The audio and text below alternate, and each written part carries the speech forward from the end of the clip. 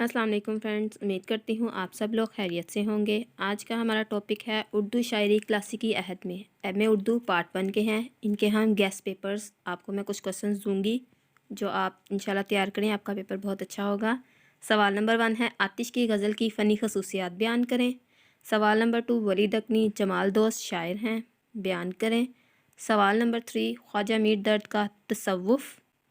सवाल नंबर 4 है मोमिन ख़ान मोमिन के बारे में बयान करें। सवाल नंबर 5 है मसनवी सहरुल बयां और सवाल नंबर 6 है मसनवी गुलजार नसीम। ये दोनों मसनवियाँ इंपॉर्टेंट हैं, इन दोनों में से क्वेश्चन आता है।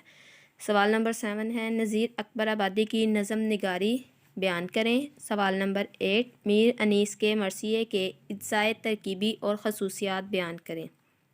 आपका ये जो पेपर है ये तकरीबन 4 हिस्सों पर मुश्तमिल होता है। एक सवाल है, सबसे पहला जो इसमें आता है वो अशार की तशरीह का आता है। दूसरा जो आता है वो 5 गज़ल गो शायर हैं, जिनमें से आप 3 को अच्छी तरह तैयार कर लें तो उम्मीद है आपका पेपर बहुत अच्छा हो जाएगा। और नेक्स्ट जो है दर्द और वलीद अकनी वाला क्वेश्चन है, इसको आपने लाजमी तैयार करना है।